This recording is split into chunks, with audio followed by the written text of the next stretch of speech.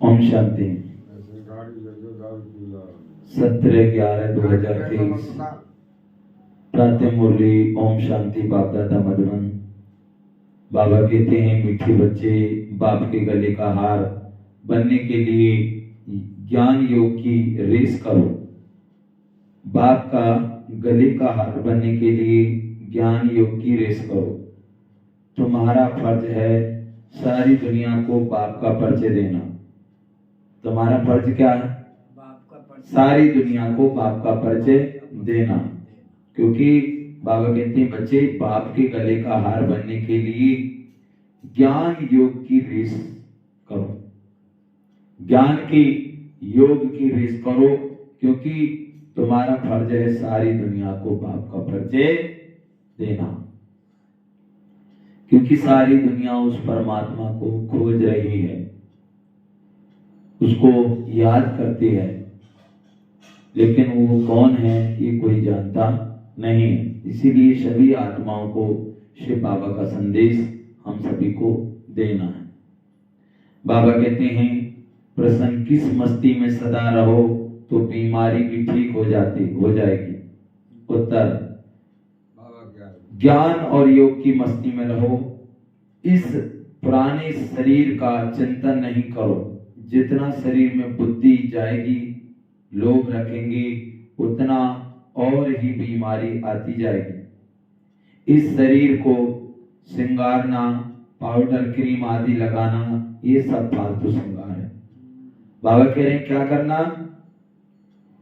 इस शरीर को संवारना, मना तेल, वो बाबा कह रहे हैं क्रीम श्रृंगार करना, पाउडर क्रीम आदि लगाना, ये सब फालतू श्रृंगार है। वो कहते हैं वो उसमें बताते हैं कौन से, वो हरिराम गुजर का एक गाना है, उसमें बताया है तेल फुले लो के साबुन चाय लगा लो सेंट, जगत में कोई ना परमानेंट, जगत में कोई ना परमानेंट। ये शरीर है भाई, इसे तो छोड़ के जाना ही पड़ेगा। इसमें तेल फुलेल, ये साबुन, ये क्रीम पाउडर कितना भी लगा लो इस पर, लेकिन ये हमें तो छोड़ के ही जाना पड़ेगा। लगाना है तो क्या लगाओ? प्रभु के याद का रंग लगाओ। कहते हैं ना, मैली चादर ओढ़ के कैसे द्वार तुम्हारे आऊं, मैली चादर ओढ़ के कैसे। तो ये शरीर क्या है? ये मैली चादर है। हम आत्मा बिल्कुल मैली होती गई हैं। अब जैसे कोई व्यक्ति होता है तो वो बीमार हो जाता है, उसको कहाँ ले जाते हैं? हॉस्पिटल में ले जाते हैं, डॉक्टर के पास ले जाते हैं, क्योंकि शरीर का इलाज करने के लिए। लेकिन जब आत्मा बीमार हो जाती है तो परेशान हो जाती है तो क्या करते हैं? यज्ञ करवाते हैं, दान पुण्य करवाते हैं, हवन करवाते हैं। तो इसके माध्यम से हम जान सकते हैं आत्मा अलग है और परमात्मा अलग है। जो बाबा मम्मा ने कल कहा कि आत्मा और परमात्मा अलग रही बहुकाल, सुंदर मेला लग गया जब सतगुरु मिला दला। आत्मा अलग है और परमात्मा अलग है। तो बाबा हम सभी को ये प्रेरणा देते हैं कि बच्चे इस शरीर को क्या क्रीम पाउडर लगाना, क्योंकि क्रीम पाउडर लगाने से शरीर तुम्हारा थोड़ा बहुत कुछ उसमें सुंदरता थोड़ी बहुत दिख सकती है, लेकिन शरीर का सुंदरता से क्या करना? करना है तो अपने कर्मों की सुंदरता देखिए, जिसको देख करके आप जाने की वास्तव में सत्य क्या है। एक व्यक्ति है जो उसमें आया था, जिसमें देखा था वो इतना सुंदर नहीं है जितने सुंदर उसके कर्म है। जितना भी रुपए उसके पास आता है, कितने ही करोड़ों रुपए, और वो सारा पैसा गरीबों को देता है, अनाथ आश्रम पर और उसमें वृद्धाश्रम में और बच्चों के उनमें, कितने ही उनमें देता है, लेकिन अपने लिए एक नया मोबाइल भी नहीं ले। उन्होंने देखा कि भाई आपके पास टूटा सा मोबाइल है, ये इसको नया क्यों नहीं लेते? लेकिन उसने कहा मुझे नया नहीं लेना। बोले क्यों? कि इतने का मैं नया लूंगा जितने के गरीब बच्चे भोजन खा सकते हैं। सोचिए, ऐसे ऐसे दुनिया में दान दाता है, ऐसे ऐसे बड़े दानी दाता। उसकी कहानी जिस दिन देख के मैं समझ गया वास्तव में दानी तो ये है। तो हमें भी बाबा ने दान करने की विधि बताई। हमें कौन सा दान करना है?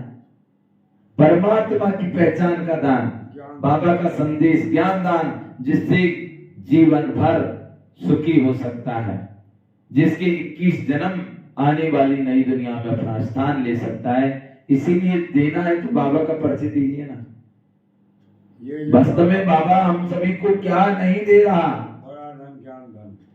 लेकिन अगर हम बाबा को याद नहीं करेंगे तो फिर कैसे होगा? तो बाबा कहते हैं ये सब फालतू की श्रृंगार है, तुम्हें अपने को ज्ञान योग से सजाना है, यही तुम्हारा सच्चा सच्चा श्रृंगार है। किससे सजाना है? ज्ञान और योग से सजाना, ये हमारा श्रृंगार है। बल्कि ये नहीं है कि क्रीम पाउडर लगाना, शरीर को वो करना, इनसे कुछ होने वाला नहीं, इनसे कुछ होने वाला नहीं। लोग बाग हमारे कर्मों को देखते हैं, शरीर को नहीं देखते।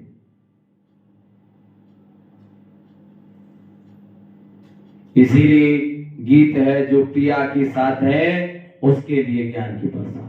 जो पिया, पिया माना कौन? साजन, साजन माना कौन? परमात्मा शिव बाबा। ओम शांति। जो बाप के साथ हैं, अब दुनिया में बाप तो बहुत है, परंतु सभी, उन सभी का एक बाप रचयिता एक है। बाबा कहते हैं दुनिया में बाप बहुत हैं, लेकिन उन सभी का बाप रचयिता एक है, वही ज्ञान का सागर है। ये जरूर समझना पड़े कि परमपिता परमात्मा ज्ञान का सागर है। ज्ञान से ही सदगति होती है। सदगति मनुष्य की तब हो जब सतयुग की स्थापना होती है। बाप को ही सदगति दाता कहा जाता है।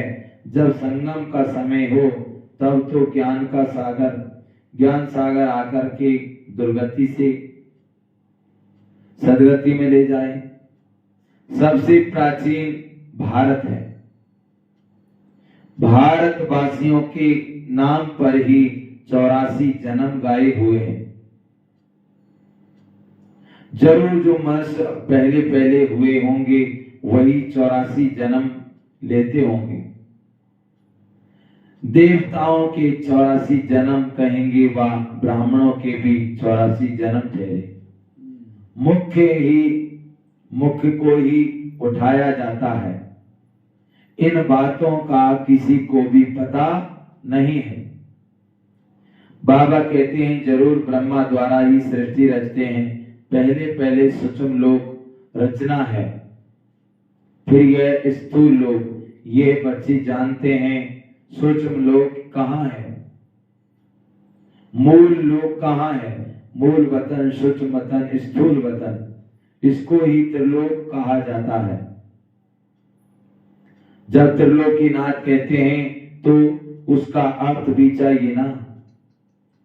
कोई त्रिलोक होगा ना। वास्तव में त्रिलोकीनाथ एक बाप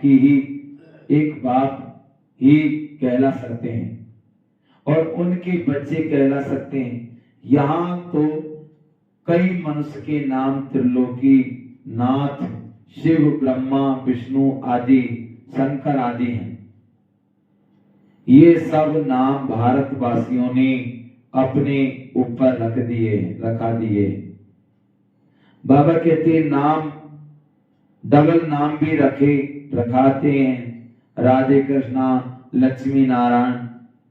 दुनिया में राधे कृष्ण, लक्ष्मी नारायण कहीं कहीं डबल नाम रखते हैं और कहीं कहीं शंकर, शिव, राम, सीता, ये सब रखते हैं। लेकिन बाबा कहते हैं कहीं कहीं डबल नाम रखते हैं। अब ये तो किसको पता नहीं कि राधे कृष्ण अलग थे, अलग अलग थे। एक एक राजाई का प्रिंस था, वो दूसरी राजा की प्रिंसेस थी, ये अभी तुम जानते हो। भाई राधे अलग था, राधे अलग थी और कृष्ण अलग था, वो अलग अलग राजधानी के थे। भाई एक ही जगह की से थोड़ी होगी, जो स्वयंवर हुआ बाद में, तो अलग अलग जगह के होते हैं। तो बाबा कहते थे, बाबा कहते हैं प्रिंसेस थी, ये अभी तुम जानते हो। जो अच्छे अच्छे बच्चे हैं उन्हों की बुद्धि में अच्छी अच्छी पॉइंट्स धारण रहती है। जैसे डॉक्टर जो अच्छा होशियार होगा, उनके पास तो बहुत दवाइयों के नाम रहते हैं। यहाँ भी ये नई नई पॉइंट्स बहुत निकलती रहती हैं।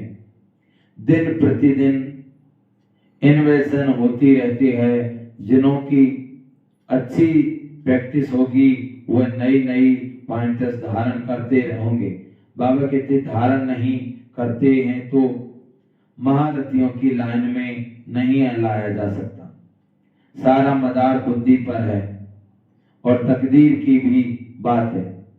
ये भी ड्रामा में है ना, ड्रामा को भी कोई नहीं जानते।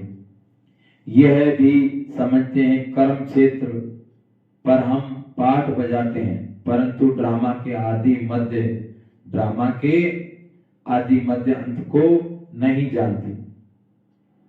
तो गोया कुछ भी नहीं जानते, तुमको तो कुछ जानना है। बाप आए हैं बच्चों को मालूम तो पड़ा। अब बाप आए हैं तो बच्चों को मालूम तो पड़ा भाई, मालूम तो पड़ा। तो बच्चों का फर्ज है औरों को भी परिचय देना। अब हम बच्चों का फर्ज क्या है? औरों को बाबा का संदेश देना कि भाई भगवान आ चुका है, भगवान आए हैं। सारी दुनिया को बतलाना फर्ज है, सारी दुनिया को बतलाना ये क्या है? हमारा फर्ज है। माने नहीं माने उसके ऊपर है, क्योंकि हमारा फर्ज क्या है? समस्त विश्व की आत्माओं को शिव बाबा का संदेश देना। तो बाबा कहते हैं बतलाना तुम्हारा फर्ज है।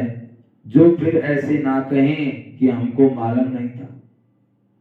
अब सबको बाबा का संदेश देना हमारा फर्ज है। क्यों देना है? क्योंकि बाबा कहते हैं फिर ऐसे ना कहें कोई भी कि हे भगवान तुम आए थे और हमको बताया नहीं। तो किसी ने भी, तुम्हारे रिश्तेदार होंगे तो कहेंगे अरे तुम तो हमारे रिश्तेदार थे, तुमने हमको बताया नहीं कि भगवान आया है। सभी आत्माएं कहेंगी कि वास्तव में तुमने बताया नहीं। तो भगवान को लाना देंगे कि भगवान आपने किसी के द्वारा बताया नहीं कि तुम आए हो।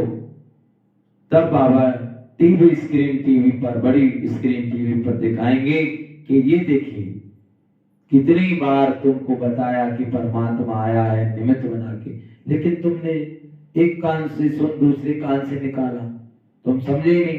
तुम तो ये कहते हैं कि ये तो सब अलग अलग सत्संग है। कहते हैं एक व्यक्ति को हमने बताया कि भाई ये आप भी कोर्स करो। उसने कहा भाई ये सब सत्संग है, अलग अलग रास्ते हैं, जाएंगे एक ही जगह। अलग अलग रास्ते नहीं, एक ही जगह नहीं जाने वाले, सब यहीं पर आने वाले हैं। बाबा ने कहा है सारे धर्मों की आत्मा को यहाँ पर हाजिरी देने आना पड़ेगा। वो समय आ रहा है जो पूरे विश्व की आत्माएं हाजिरी लगाएंगी। कहाँ? मांटा वो मधुबन में, जहाँ स्वयं भगवान आए हुए हैं। जहाँ पर इतनी भीड़ होगी लाट में कि लोग बाग, जैसे भरतपुर डिपो में एक बार आग लगी थी तो कितने ही लोग भाग भाग कर गए थे, कोई ट्रॉली में कोई ट्रैक्टर में, ऐसे भाग भाग के गए थे कि कितने लोग जा रहे थे। लोग बाग दे रहे थे कहाँ जा रहे हो, बोले वो तोड़ो, यही आवाज हो रही थी। तो उस समय क्या होगा? जिस पर जो साधन होगा उस पर ही बैठ करके मानता हो के लिए निकलेंगे। सभी कहेंगे चलो आबू में वो परमात्मा हमारा पिता आया है, चलो मिलो। वो समय आ रहा है। अभी तो हम सभी कहते हैं कि चलिए मानताऊ में भगवान से मंगल मिलन मनाइए, स्वयं भगवान आया है। और उस समय लोग कहेंगे तुम हमें ले चलो। तुम्हारा घर का एक गिलास पानी पिला दो, तुम्हारे इस बाबा के सेंटर में मुझे बैठ जाने दो, ये समय आ रहा है।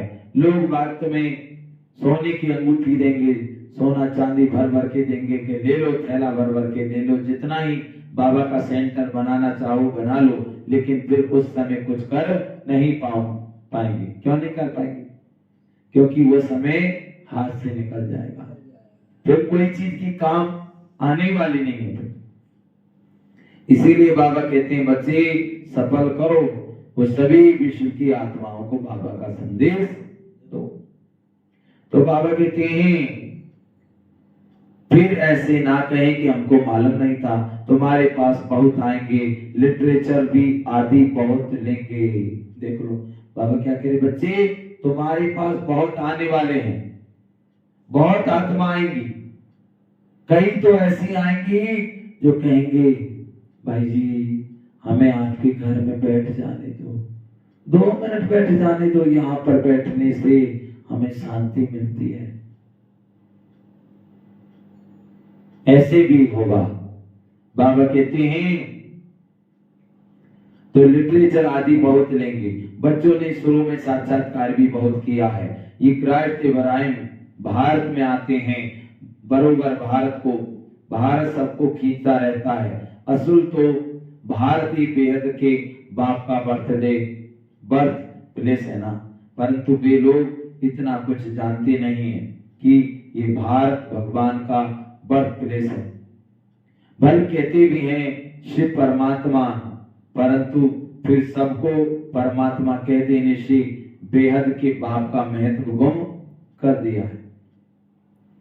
अभी तुम बच्चे समझाते हो भारत खंड सबसे बड़े से बड़ा तीर्थ स्थान है, बाकी और सब जो पैगंबर आदि आते हैं वो आते ही हैं अपना अपना धर्म स्थापन करने, उनकी पिछाड़ी फिर सब धर्मों वाले आते हैं।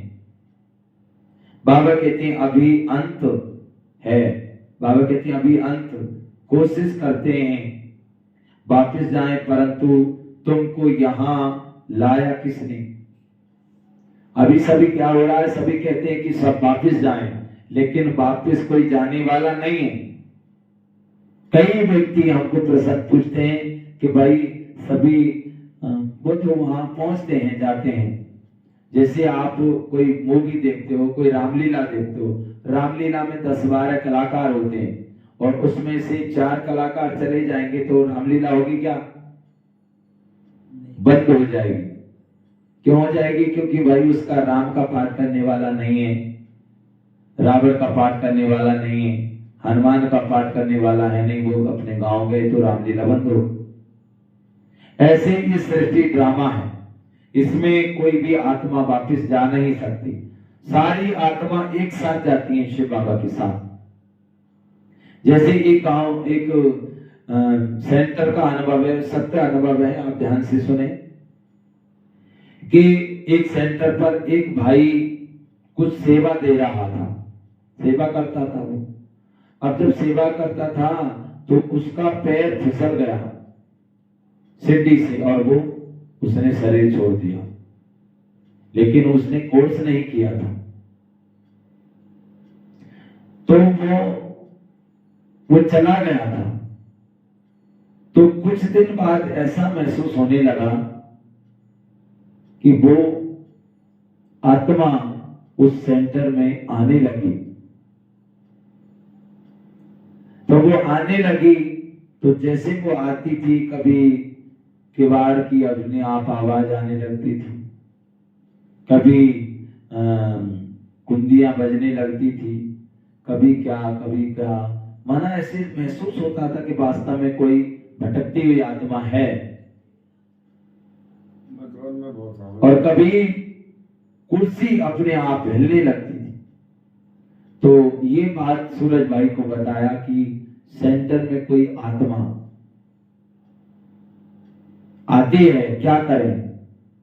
तो उनको बताया कि ऐसा है, आप उनको 7 दिन का कोर्स कराइए, सत्य घटना है, 7 दिन को कोर्स कराइए और वो जब 7 दिन का कोर्स करेगी, जब उसको परमात्मा शिव बाबा का सत्य पहचान मिल जाएगी, तो वो आत्मा वहां से चली जाएगी। तो वहां पर देखा कि जैसे ही वो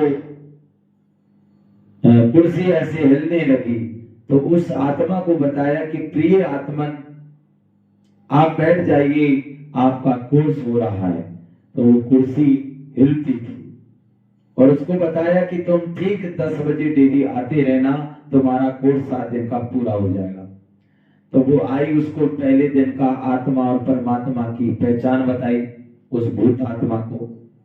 दूसरे दिन आई तो तीनों मतलब साकार लोग, शांति धाम और परमात्मा के बारे में ये बताया। तीसरे दिन बताया आत्मा और परमात्मा की सत्य पहचान की। हम परमात्मा कौन है, कहाँ रहता है, उसका नाम क्या है, क्या करता है, वो सारा उसमें बताया। सृष्टि ड्रामा के बारे में बताया, कितने जन्म लेते हैं वो बताया। जैसे ही उसका कोर्स पूरा हुआ और जैसे ही उसके योग के बारे में बताया, बस वो आत्मा चली गई और आज तक वो कभी नहीं आई। सोचिए, इसीलिए तो लोग बात जो कहते हैं ना कि नहीं, अरे ऐसे थोड़ी, अरे कितनी आत्मा भटकी हुई है। तभी तो हम देखते हैं भूत आत्मा, जिंद, खईस, कोई कहते हैं चुड़ैल, कोई कहते हैं कसाई, ये समस्त विश्व की आत्मा भटक रही है कि इसको शरीर नहीं मिला। जैसे अब आप हैं, आपकी कोई नई साइकिल है, कोई मांगने आया कि भाई जी, नौबत भाई जी हमें साइकिल दे दो, आपने दे दिया, चलो ले जाओ।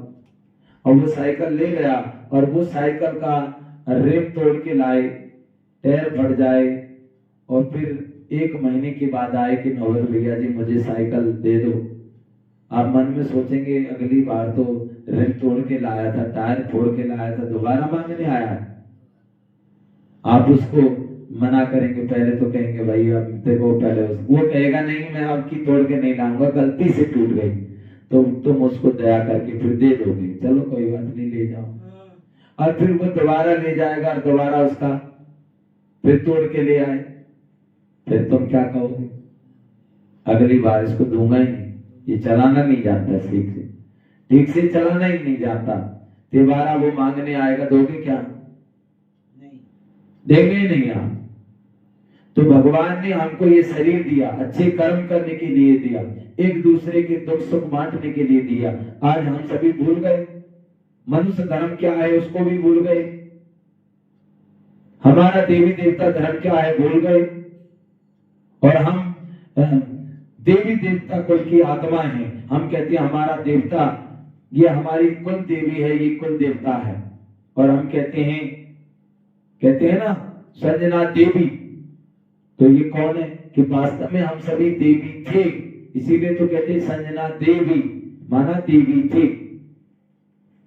तो हम देवी देवता कुल की आत्माएं।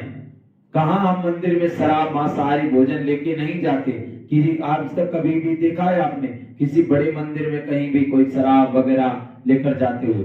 यहाँ की बेल्ट तक होता है ना चमड़े का, उसको भी उतार दिया जाता है, बेल्ट उतार दिया जाता है, और पहले स्मृति का तिलक लगाया जाता है मस्तक पर कि आप आत्मा हो, शरीर नहीं हो।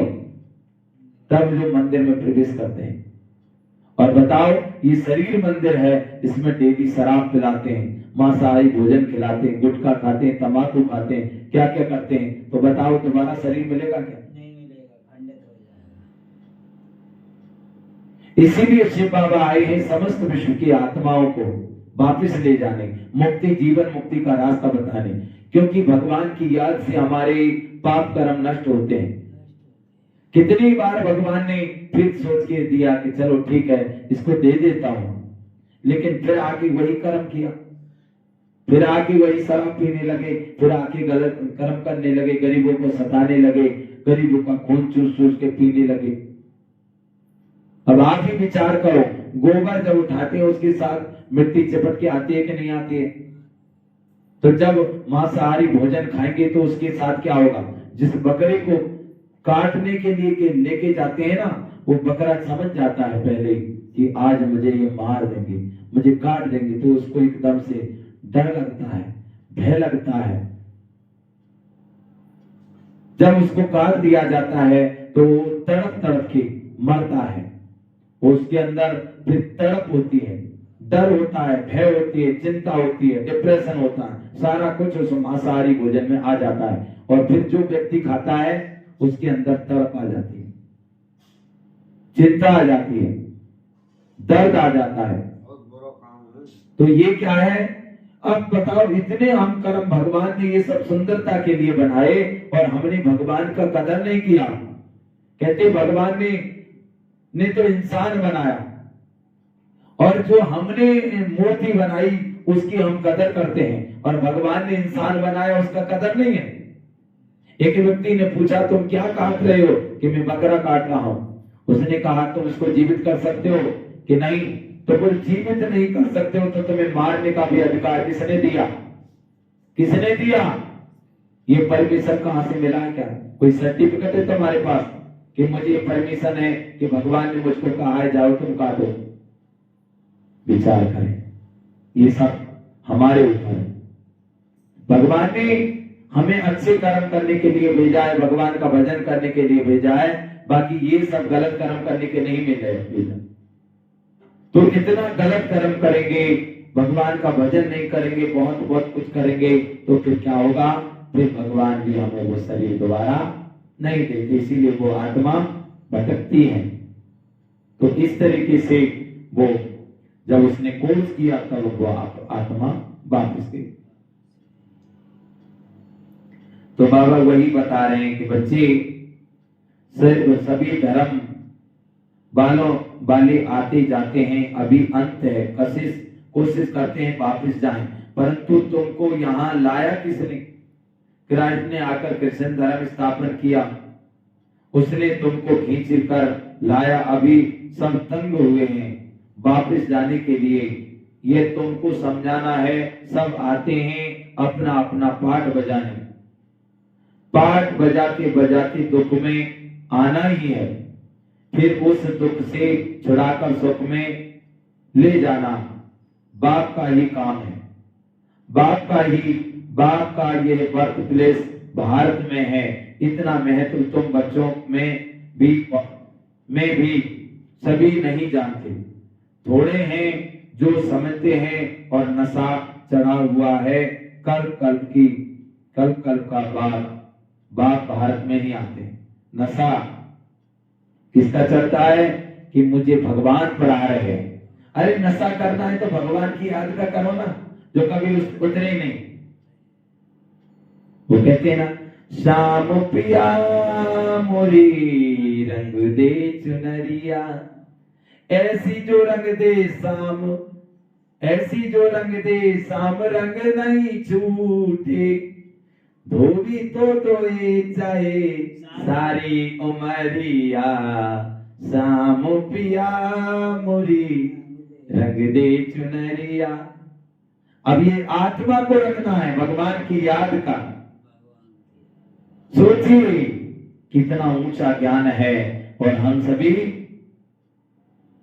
कहां लगे हुए हैं, क्या क्या करते हैं, और फिर कहते हैं हम दुखी हैं। अरे तुमको दुखी किसने बनाया? तुम्हारे कर्मों ने। भगवान किसी को दुख नहीं देते। कहते हैं भगवान किसी को मारते नहीं, ऐसे सीधे राम अपने आप मर जाएंगे कर खोटे काम। जो कर्म करोगे उस कर्म का फल हमें भोगना पड़ता है, एक का 100 गुना होकर के चुकाना पड़ता है। इसीलिए सुख दो सुख लो, ना दुख देना ना दुख लेना। तो बाबा कहते हैं कल भारत में ही आते हैं, ये सबको बताना है, निमंत्रण देना है। पहले तो यह सर्विस करनी पड़े, लिटरेचर तैयार करना पड़े। निमंत्रण तो सबको देना है ना। रचयिता और रचना की नॉलेज कोई भी नहीं जानते। सर्विसेबल बनकर अपना नाम वाला करना चाहिए। जो तीखे बच्चे हैं, जिनकी बुद्धि में बहुत पॉइंटर्स हैं, उनकी मदद सब मांगते हैं, उनके नाम ही जपते रहते हैं, एक तो शिव बाबा को जपेंगे, फिर ब्रह्मा बाबा को, फिर नंबरवार बच्चों को भक्ति मार्ग में हाथ से माला फेरते हैं। भक्ति मार्ग में क्या करते हैं? हाथ से माला फेरते हैं। अभी फिर मुख से नाम जपते हैं, फलाने बहुत अच्छे अच्छे सर्विसेबल हैं, निरंकारी हैं, बड़े मीठे हैं, उनको देह अम्मान नहीं है। कहते हैं ना, मिठरा गुरगुर, मिठरा गुरगुर गुर था घुराए, मीठे बनो तो सब मीठा व्यवहार करेंगे। क्या क्या कहा बाबा ने? बच्चे कहते हैं ना, कई तो माला जाप करते हैं, कई मुख से फिर कहते हैं राम राम राम राम राम राम राम राम। आप भी सही करो, बाबा को बस मन में बाबा बाबा बाबा लगे रहो, अंदर बाबा बाबा धुन लगा लो। तो बाबा कहते हैं ना, मिठरा गुर गुर घुराए, मीठे बनो तो सब मीठा व्यवहार करेंगे। बाप कहते हैं तुम दुखी बने हो, अब तुम बच्चे मुझे याद करेंगे तो मैं तुम्हें, मैं याद करेंगे तो मैं भी मदद करूंगा। तुम नफरत करेंगे तो मैं क्या करूंगा? बाबा कहते हैं बच्चे, अगर तुम याद करेंगे तो मैं मदद करूंगा, और तुम नफरत करोगे तो मैं क्या करूंगा? यह तो गोया अपने ऊपर नफरत करते हैं। पद नहीं मिलेगा, धन कितना अथा मिलता है, किसको लॉटरी मिलती है, कितना खुश होते हैं, उनमें भी कितने इनाम आते हैं। फर्स्ट प्राइज, फिर सेकंड प्राइज, थर्ड प्राइज होती है। हूबहू यह भी ईश्वर रेस है, ज्ञान और योग की बल रेस है। बाबा कहते हैं ज्ञान और योग बल की रेस है, जो इनमें तीखे जाते हैं वही गले का हार बनेंगे और तख्त पर नजदीक बैठेंगे। समझाया तो बहुत सहज जाता है, अपने घर को भी संभालो क्योंकि तुम कर्म योगी हो। बाबा कह रहे बच्चे अपने घर को भी संभालो, क्योंकि कौन है हम? कर्म योगी हैं। क्लास में 1 घंटा पढ़ना है, फिर घर में जाकर उस पर विचार करना है। क्लास में 1 घंटा पढ़ो, घर में जाकर क्या करो? विचार करो। स्कूल में भी ऐसे करते हैं ना, पढ़कर फिर घर में जाकर होमवर्क करते हैं ना। बाप कहते हैं घड़ी घड़ी आधी घड़ी, बाबा कहते हैं 1 घड़ी आधी घड़ी। दिन में 8 घड़ियां होती हैं, उनसे भी बाप कहते हैं 1 घड़ी अच्छा आधी घड़ी। 15-20 मिनट भी क्लास अटेंशन कर, धारण कर, फिर अपने धंधा दोरी में जाकर लगो। आगे बाबा तुमको बिठाते भी थे कि याद में बैठो, सुदर्शन चक्र फिराओ। याद का नाम तो था ना, बाप और बरसे को याद करते करते सुदर्शन चक्र फिराते फिराते जब देखो नींद आती है तो सो जाओ, फिर अंत मति सुगति हो जाएगी। फिर सवेरे सवेरे सवेरे उठेंगे तो वही पॉइंट्स याद आती रहेगी। ऐसा अभ्यास करते करते तुम नींद को भी जीतने वाले बन जाएंगे। बाबा कहते बच्चे बाबा की मुरली याद करते रहो, लिखते रहो, बाबा को चार्ट लिखो, क्लासें सुनो। तो बाबा की याद में अगर हम बाबा को चार्ट देकर सोएंगे और बाबा की मुरली सुनते हुए सोएंगे तो वो पॉइंट हमें सवेरे वही पॉइंट याद आएंगे। जो करेगा सो पाएगा, करने वाले को देखने में आता है, उसकी चलन से प्रत्यक्ष होती है ना, करने वाले की चलन से ही होती है। देखा जाता है ये बच्चे विचार सागर मंथन करते हैं, धारण करते हैं, कोई लोभ आदि तो नहीं है। ये तो पुराना शरीर है, ये शरीर ठीक भी तब रहेगा जब ज्ञान और योग की धारणा होगी। धारण नहीं होगी तो शरीर और ही सड़ता जाएगा। अब बाबा कह रहे बच्चे धारण नहीं होगी तो क्या होगा? ये शरीर सड़ता जाएगा, शरीर सड़ता जाएगा। नया शरीर फिर भविष्य में मिलना है, आत्मा को प्योर बनाना है। यह तो पुराना शरीर है, इनको कितना भी पाउडर लिपस्टिक आदि लगाओ, श्रृंगार करो, तो भी वर्थ नॉट ए पेनी है। बाबा क्या कह रहे हैं? इस शरीर को क्रीम, पाउडर, लिपस्टिक कुछ भी लगाओ, इनसे कुछ होने वाला नहीं। जैसे हमारे घर में, अब हमारे घर में है क्या, पहले कितने का सामान आता था, बाबा के बच्चे बने तो हमारे घर में अभी क्या है, क्रीम इतनी महंगी भी नहीं आती, बहुत खर्चा बचता है बाबा का बच्चा बनने के बाद। क्या करेंगे क्रीम पाउडर लगा के? क्रीम पाउडर इतने 200, 300, 300, 400, 500, 1000 रुपए का सामान से क्या फायदा? लगाना है तो क्या लगाओ? प्रभु की याद करने लगाओ। कर्म ऐसे करो कि दूर से पहचान हो कि वास्तव में ये है आत्मा। तो क्रीम पाउडर लगाने से पहचान नहीं। अब मैं क्रीम पाउडर लगा लूं और घूमू, टोपी लगा लूं, चश्मा लगा लूं और घूमू बाहर, कोई ये और कहेंगे अरे लगता है इसको अहंकार हो गया, घमंड हो गया। बताओ, चश्मा लगा के, टोपी लगा के और सेंट वगैरह लगा के ऐसे करके घूमता है, ना किसी से राम राम करता है, ना किसी से कुछ बोलता है, बस अहंकार में अकड़ के चलता है।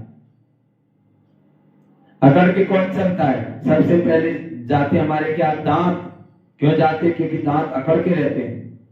बड़े बड़े पेड़, जब पानी आता है ना, बाढ़ आती है तो बड़े बड़े पेड़ गिर जाते हैं। क्यों? क्योंकि वो अकड़ के चलते हैं। और घास कभी गिरती है क्या? घास हमेशा बिछ के चलती है। जो झुकता है वही टिकता है, और जो अकड़ के चलता है वो हमेशा गिरता है। तो कभी भी किसी का अपमान नहीं करना चाहिए। हाँ, बाबा कहते हैं रॉयल्टी से रहो, टोपी भले ही लगाओ, चश्मा लगाओ, कुछ भी लगाओ, लेकिन क्या करना है? रॉयल्टी से। ओम शांति। कैसे हो? तो अच्छा है। अगर हम क्रीम पाउडर लगाएं, चश्मा लगाएं, टोपी लगाएं, सब कुछ लगाएं और किसी को राम राम नहीं करें, किसी से प्यार से नहीं बोलें, सबको एक दूसरे को तू तड़ाके से बोलें, तो बताओ फिर लोग बात क्या कहेंगे? अरे देखो, उस व्यक्ति में दिमाग नहीं है। आगा कि नहीं आगा? क्रीम पाउडर से सजाना नहीं है। सजाना है तो किससे सजाना है? कर्मों से सजाओ, कर्मों से कर्म सुधारो, अपने कर्म अच्छे होने चाहिए। और जब कर्म खराब है तो कितने भी क्रीम पाउडर, लिपस्टिक आदि सब लगाओ, सब बेकार है। इनसे लगाने से कुछ नहीं होता, ये सब फालतू की खर्च है।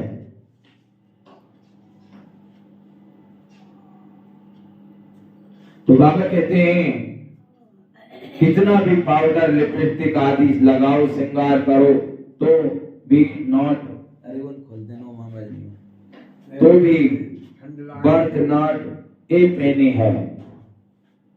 ये माँ आवाज नहीं आए, वो मुरली क्लास चालू बाबा जी आ गए। तो बाबा जी तो भी बर्थ नॉट ए पेनी है। ये श्रृंगार तो सब फालतू है। अब तुम सबकी सगाई शिव बाबा से हुई है।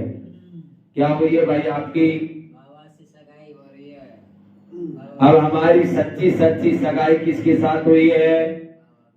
शिव बाबा के साथ।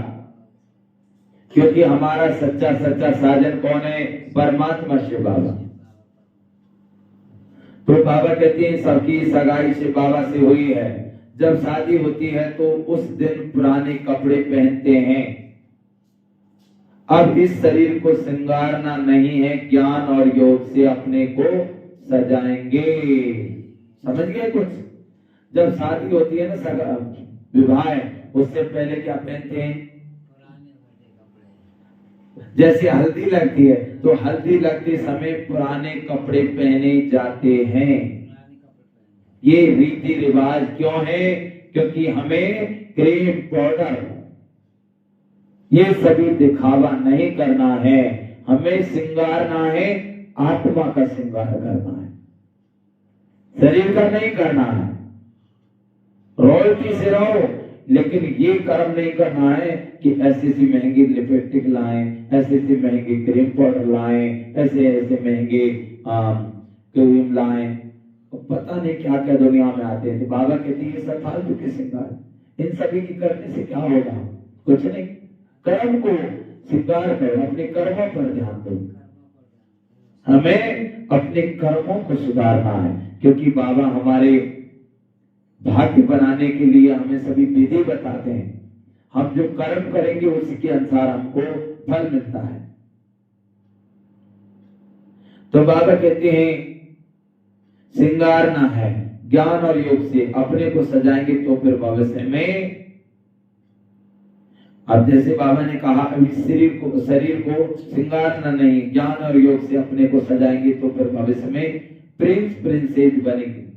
यह है ज्ञान मान सरोवर। ये क्या है, ज्ञान मान सरोवर है। इसमें ज्ञान की डुबकी मारते रहो। क्या मानना है, ज्ञान की डुबकी, है ना, ज्ञान की डुबकी मारते रहो तो स्वर्ग की परी बनेंगे। क्या बनेंगे, स्वर्ग की परी, स्वर्ग की परी बनेंगे। प्रजा को तो परी नहीं कहेंगे, कहते भी हैं कृष्ण ने भगाया, कहते हैं बच्चे कृष्ण ने भगाया, फिर महाराजा महारानी पटरानी बनाया। ऐसे तो नहीं कहेंगे, फिर भगाकर फिर प्रजा में चांडाल आदि बनाया। भगाया ही महाराजा महारानी बनाने के लिए। अब बाबा ने क्या कहा उसमें बताते हैं कि कृष्ण ने भगाया, किसके लिए भगाया, महाराजा महारानी बनाने के लिए। कहा है क्या कि चांडाल चांडाल नहीं बनाने के लिए भगाया। तो यहाँ की बात है, जब से बाबा आए तो बाबा ने कहा बच्चे तुम भागो, दौड़ लगाओ, रेस करो, तो इससे क्या बनोगे, सतयुग के महाराजा महारानी। तो बाबा कहते हैं बनाने के लिए तुमको भी यह पुरुषार्थ करना चाहिए। ऐसा नहीं जो पद मिले सो ठीक है, या मुख्य है पढ़ाई पर। ये पाठशाला है ना, गीता पाठशाला बहुत खोलते हैं, वो बैठ सिर्फ गीता सुनाते हैं, कंठ कराते हैं।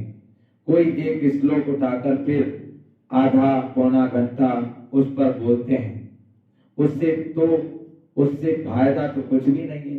बाबा कहते हैं कई क्या करते हैं, गीता पाठशाला बहुत खोलते हैं, माना जो भागवत गीता, कितने लोग फिर उसको क्या गीता का वो पाठ कंठ कर लेते हैं, फिर एक उस पर एक घंटा आधा आधा घंटा बोलते। तो बाबा कहते हैं उससे फायदा क्या है, फायदा क्या है। अब भाई आप कितने ही सुनते रहो, लोग बात सुबह से शाम तक सत्संगों में जाते हैं, और सोचिए सुबह से शाम तक 4 बजे तक सत्संग में बैठे रहेंगे, पर यहाँ आधा घंटे 1 घंटे ही बाबा की मुरली सुनकर आप कहते हैं कि 100 समस्या का हल 1 लोटा जल। एक व्यक्ति ने कहा कि शिव जी पर रोज डेली 1 लोटा जल चढ़ाने से 100 समस्या का हल होता है, लेकिन जल से पतला ज्ञान है। तो जब कहते हैं ना कौन जगत में एक है, कौन जगत में तो, कौन जगत में जग रहा, कौन रहा है सो। राम जगत में एक है, चंदा सूरज 2, धर्म जगत में सो रहा, वो सॉरी धर्म जगत में जग रहा, पाप रहा है सो। सोचिए अब क्या है, धर्म सो रहा है और पाप जाग रहा है। तो बाबा हम सभी को जगाने का काम करें, बच्ची जागो, औरों को भी जगाओ। समय नहीं है, ये समय हमें भगवान को याद करने के लिए मिला है, जीवन अनमोल है। तुझको मानुष जन्म मैंने हीरा दिया, और तुझको मानुष जन्म मैंने हीरा दिया, इसे प्रथा गमा दे तो मैं क्या करूं। हमको भगवान ने मानुष जन्म हीरे समान दिया है, और हम इसमें भजन नहीं करें, भगवान को याद नहीं करें, तो हमें क्या मिलेगा, कुछ नहीं। इसीलिए वो 1 घंटा आधा घंटा पूरे दिन उसमें रहते हैं, भागवत सुनते हैं, सत्संगों में जाते हैं, उनसे कुछ नहीं मिलता, लेकिन यहाँ 8 घंटे मुरली सुन के तुमको पूरी प्राप्ति होती है, 21 जन्मों की प्राप्ति होती है। दिन का चार्ज हो जाता है। वो कहा ना, 1 लोटा जल सभी समस्या, 100 समस्या का हल। तो 1 लोटा जल माना एक ही डेली बाबा की मुरली सुनो, सभी समस्या का हल होगा। वो खाली जल चढ़ाने से 100 समस्या का हल हुआ, और यहाँ बाबा की मुरली सुनकर सभी समस्याओं का हल हो रहा है। जल के का सुना हुआ। तो इसीलिए बाबा कहते हैं, बच्चे बाबा को याद करो। फिर बाबा कहते हैं, आधा पौना घंटा उस पर बोलते हैं, उससे फायदा तो कुछ भी नहीं है। यहाँ तो बाप बैठ पढ़ाते हैं। कौन पढ़ाते हैं? यहाँ पर स्वयं भगवान पूरे विश्व का पिता पढ़ा रहा है। ये सच्ची भागवत चल रही है, ये सच्चा गीता ज्ञान है। डायरेक्ट वो दिखाया ना कि कुरुक्षेत्र में गीता ज्ञान दिया, तो यही कुरुक्षेत्र है। कुरुक्षेत्र माना कर्म क्षेत्र। यहाँ पर हम सभी अर्जुन बैठे हैं। हम सब कौन है? अर्जुन, माना ज्ञान का अर्जन करने वाला ही अर्जुन। ये सत्य भागवत कथा चल रही है। मुरली क्या है? ये संजीवनी बूटी है, ये सच्ची भागवत कथा है जो गीता का भगवान डायरेक्ट सुना रहा है, और उसमें तो हम खाली सुनते हैं। सोचिए, बाबा कहते हैं, तो बाप बैठ पढ़ाते हैं, एम ऑब्जेक्ट क्लियर है ना? क्लियर है। और कोई वेद शास्त्र, अब देखो ध्यान से सुनो, एक एक शब्द सुनो ध्यान से। और कोई भी वेद शास्त्र जप तप आदि करने में कोई भी एम ऑब्जेक्ट नहीं है। समझ गए? सारा रहस्य दे दिया बाबा ने। कितने भी जप तप करो, शास्त्र पढ़ो, इसमें कोई एम ऑब्जेक्ट नहीं है। कितना दान करो, कितना भी करो आप, अगर आप कितना भी दान करेंगे उसमें भी कुछ मिलेगा, लेकिन यहाँ पर अगर आप 1 रुपए भी बाबा की भंडारी में डाल देंगे ना, तो 1 का पदम गुना मिलेगा, क्योंकि ये डायरेक्ट भगवान है, डायरेक्ट ये भोलेनाथ का रुद्र गीता ज्ञान यज्ञ चल रहा है। काल दिया था मैंने, हाथ में लगा बहन जी ने, इसमें डाल दो भंडारी में डायरेक्ट। तो बाबा कहते हैं, जाते हैं ये पैसा भगवान एंड ऑब्जेक्ट नहीं है, बस पुरुषार्थ करते रहो, परंतु मिलेगा क्या? बाबा कहते हैं, बस ये पुरुषार्थ करते रहो, परंतु मिलेगा क्या? जब बहुत भक्ति करते हैं तब भगवान मिलते हैं। बाबा कहते हैं, जब बहुत भक्ति करते हैं तो भगवान मिलते हैं। सो भी रात के बाद दिन जरूर आना है, समय पर होगा ना कल्प की आयु, कोई क्या बतलाए, कोई को क्या बतलाते हैं, समझाओ तो कहते हैं शास्त्र में कैसे झूठे होंगे, भगवान थोड़ी झूठ बोल सकता, समझाने की सिर्फ ताकत चाहिए। क्या कह रहे बाबा? शास्त्र में लिख दिया है कि 40,000 वर्ष अभी कलयुग चलेगा, और किसको समझाएंगे तो क्या कहेंगे? अरे शास्त्र झूठ बोलेगा क्या? अब शास्त्र झूठ बोल रही है, डायरेक्ट भगवान झूठ बोलेगा क्या? भगवान झूठ बोलेगा या शास्त्र झूठ बोलेगा? शास्त्र किसने बनाए? मनुष्य ने बनाए। और यहाँ मुरली कौन सुना रहा है? डायरेक्ट भगवान, पूरे विश्व का पिता, गीता ज्ञान दाता, तीनों लोकों का स्वामी, सृष्टि का बीज। अब ये मुरली सच्ची है कि शास्त्र सच्चे है? तो बाबा क्या कह रहे हैं? बच्चे बाबा बाबा एक एक बाबा की मुरली अगर सुन लेना, जो व्यक्ति वास्तव में उसका जीवन खुशियों से भर जाएगा। ऐसा ज्ञान पूरी दुनिया में कहीं नहीं मिलेगा। करोड़ों रुपए खर्च, बाबा कई बार मुरलियों में कहते, बच्चे तीनों लोकों में घूम के आओ, सभी सत्संगों में जाओ, तुमको ऐसा ज्ञान कहीं भी मिलेगा नहीं, कहीं भी है ऐसा ज्ञान कहीं? ऐसा कहीं यज्ञ है जिसमें सभी पवित्र माताएं बहनें भोजन बनाए? हमारे इस यज्ञ में एक हमारी ये मौसी जी हैं, इनके बराबर भी पूरे गांव में कोई नहीं मिलेगा। योगी पवित्र आत्माएं हैं। कई एक व्यक्ति ने प्रश्न किया कि जब व्यक्ति बच्चा कि भगवान को याद करेंगे तो भगवान हमको खिलाएगा क्या? हम भगवान को याद करेंगे तो भगवान हमको खिलाता है क्या? खिलाता है। ध्यान से सुनो। भगवान सब कुछ देता है। बच्चा होता है, बच्चा एक औरत होती है, उसके आंचल में दूध कब आता है? जब बच्चा जन्मता है। पहले इंतजाम समझे? दूध वो क्यों आता है? बच्चा जब जन्म होता है उसकी प्योरिटी होती है, को आत्मा पीवर होती है उसकी, पवित्रता होती है उसमें, और पवित्र होता है और उसमें कोई चीज का वो नहीं होता, कपट छल छल कपट कुछ नहीं होता, बिल्कुल प्योर। सांप पकड़ा दे सांप। तब उस समय भगवान उसी क्षण उसको दूध दे देते हैं, खाने के लिए देते हैं। अगर आप में वो ताकत है तो योगी पवित्र जीवन जिए, आपको भगवान अवश्य खिलाएगा, क्योंकि योगी पवित्र जीवन ही सर्वश्रेष्ठ जीवन है। एक मोरनी का मुकुट, एक मोर का मुकुट श्री कृष्ण के मुकुट के ऊपर क्यों दिखाते हैं? क्योंकि पवित्रता की वैल्यू है। मोर पवित्र है, सोचिए, राष्ट्रीय पक्षी हमारे भारत। आप खा सकते हैं लेकिन वो ताकत चाहिए पवित्रता की। इसीलिए बाबा कहते हैं योगी बनो, पवित्र बनो। भागवत में लिखा है, हे अर्जुन, काम महाशत्रु है, ये आदि मध्य अंत दुख देता है।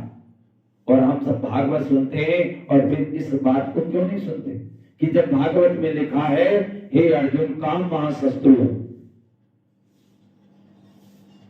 सोचिए, बाबा कहते हैं ये समझाने के लिए क्या चाहिए? ताकत चाहिए।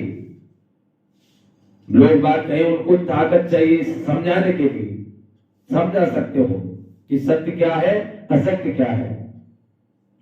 तुम बच्चों में योग का बल चाहिए, योग बल से सब काम सहज हो जाते हैं। कोई काम नहीं कर सकते हैं तो गोया ताकत नहीं है, योग नहीं है। कहां कहां बाबा भी मदद करते हैं। ड्रामा में जो नूंद है वो रिपीट होता है, ये भी हम समझते हैं, और कोई भी ड्रामा को समझते ही नहीं। सेकंड बाय सेकंड जो पास होता जाता है, टिक टिक होता जाता है। श्रीमत पर एक्ट में आते हैं, श्रीमत पर नहीं चलेंगे तो श्रेष्ठ कैसे बनेंगे? सब एक जैसे बन नहीं सकते। ये लोग समझते हैं हम एक हो जाएं, एक का अर्थ नहीं समझते। एक क्या हो जाए? क्या एक फादर हो जाना चाहिए व एक ब्रदर हो जाना चाहिए? ब्रदर कहें तो भी ठीक है, श्रीमत पर बरोबर हम एक हो सकते हैं। तुम सब एक मत पर चलते हो, तुम्हारा बाप टीचर गुरु एक ही है। तुम्हारा कौन है? हमारा बाप कौन है? और हमारा गुरु कौन है? और टीचर, और ये मना सतगुरु।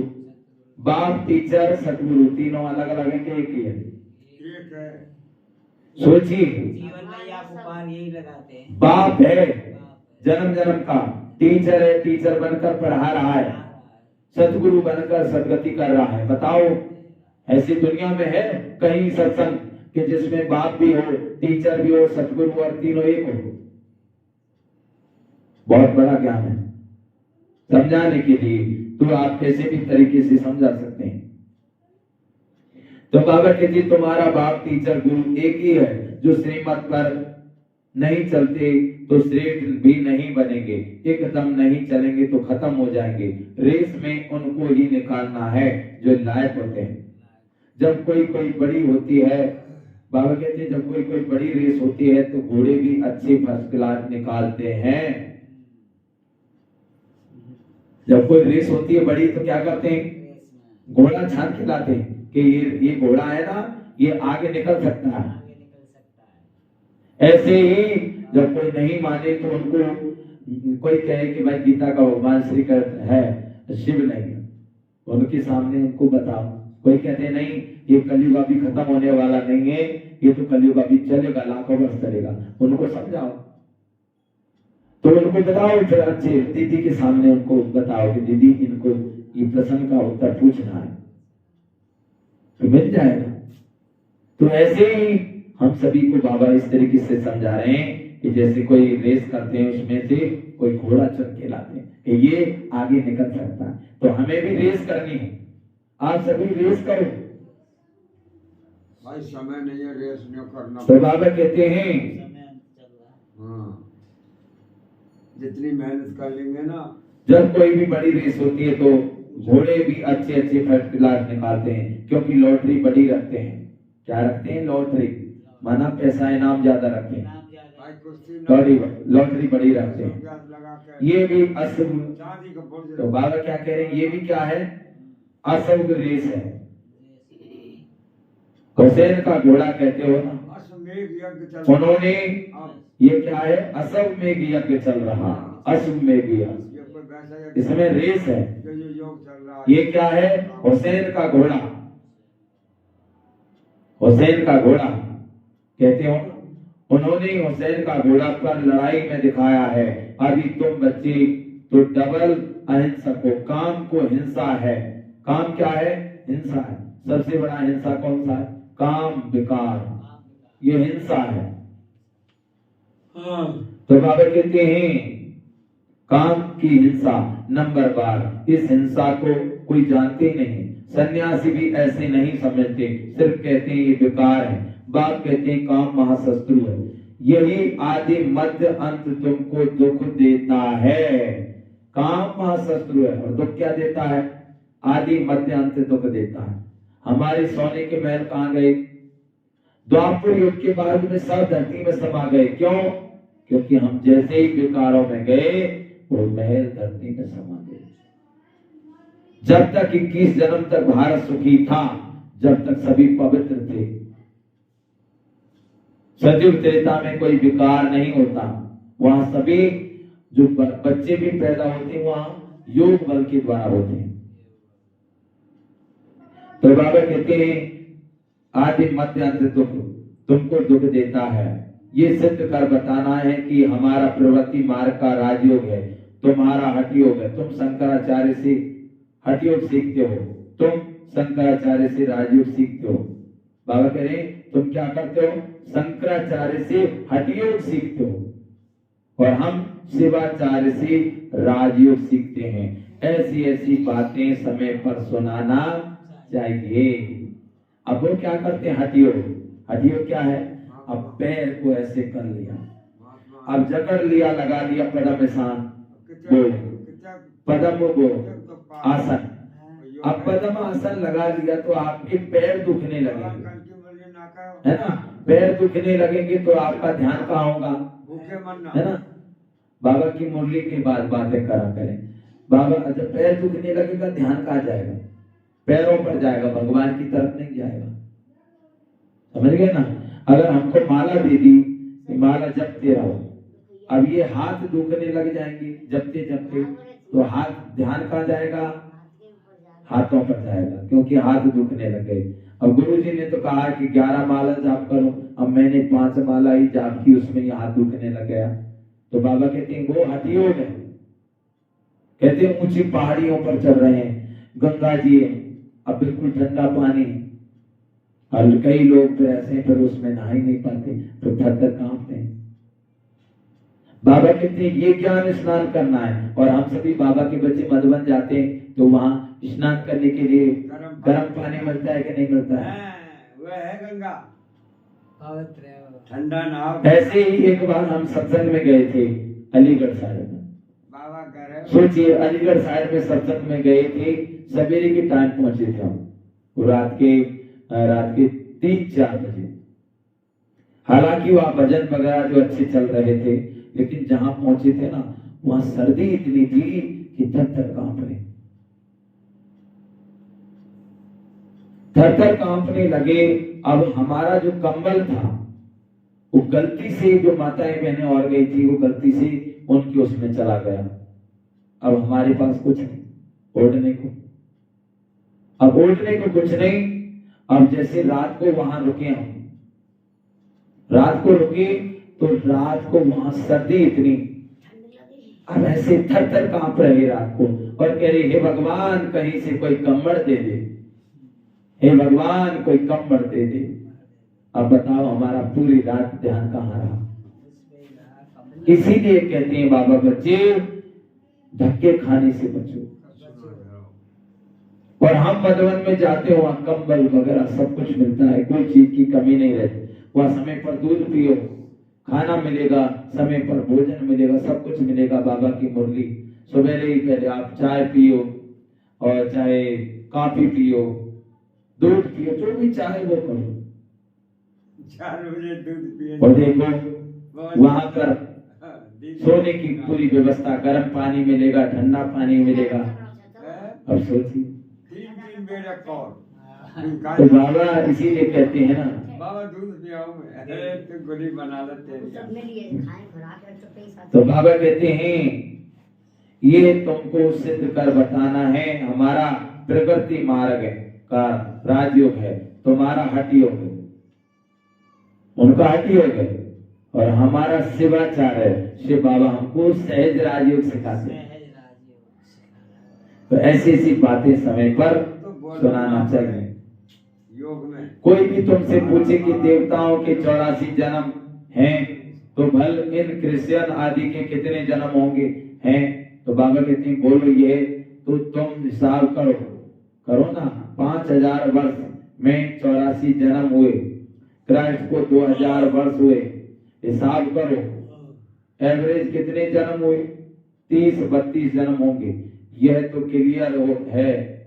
जो बहुत सुख देखते हैं वह दुख भी बहुत देखते हैं, उन्हों को कम सुख कम दुख मिलता है। एवरेज का हिसाब निकालना है। पीछे जो आते हैं वह थोड़े थोड़े जन्म लेते हैं।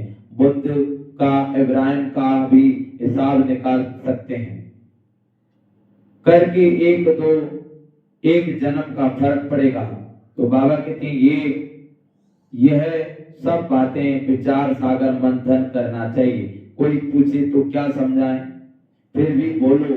पहले तो बाप से वर्षा लेना है ना, तुम बाप को तो याद करो।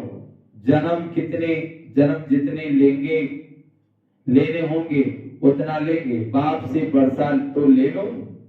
अच्छी रीति समझना है, मेहनत का काम है। बाबा कहते हैं अच्छी रीति समझना मेहनत का काम, अच्छी रीति समझाना है, मेहनत का काम है।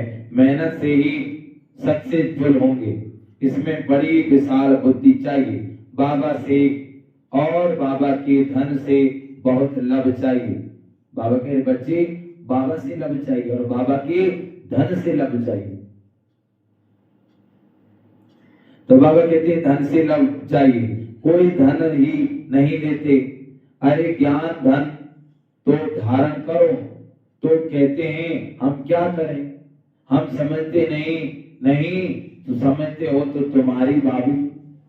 अब बाबा कहते कोई धन नहीं लेते। धन क्या है? बाबा का ज्ञान, परिचय। तो एक ज्ञान धन सबसे बड़ा धन है। तो बाबा कहते हैं कई तो लेते नहीं, समझते नहीं। अच्छा मीठे मीठे सिक्के दे बच्चों प्रति माता पिता बाप दादा का याद प्यार और गुणमानी। रूहानी बाप की रूहानी बच्चों को नमस्ते।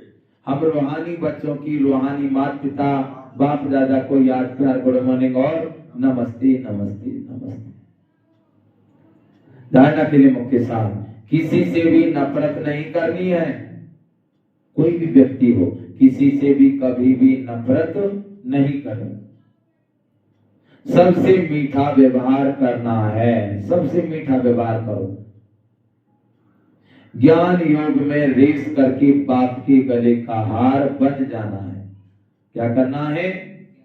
ज्ञान योग में रेस करके बाप के गले का हार बन जाना है। नींद को जीतने वाला बन सवेरे सवेरे उठ बाप को याद करना है, स्वदर्शन चक्र फिराना है। जो सुनते हैं उस पर विचार सागर मंथन करने की आदत डालनी है। जो बाबा से सुनते हैं उससे क्या करना है? विचार सागर मंथन करने की आदत डालनी है। वरदान, बुद्धि को डायरेक्ट प्रमाण, बुद्धि को डायरेक्शन प्रमाण श्रेष्ठ स्थिति में स्थिर करने वाली मास्टर सर्वशक्तिवान भव।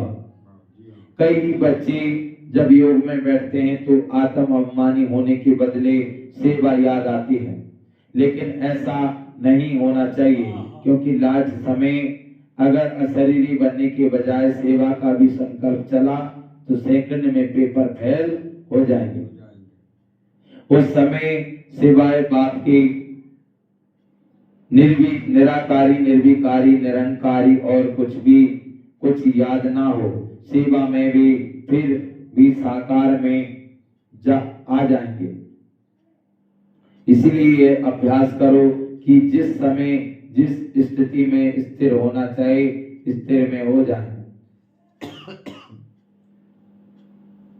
तब कहेंगे मास्टर सर्वशक्तिमान। कंट्रोलिंग और रूलिंग पावर वाले स्लोगन, किसी भी परिस्थिति को सहज पार करने का साधन है एक बल एक भरोसा। तो यह है बाबा की मुरली। जहाँ ओम शांति। तो इस तरीके से बाबा ने हमको बताया। अब जैसे हम सभी विचार करें, क्या विचार करना है भाई?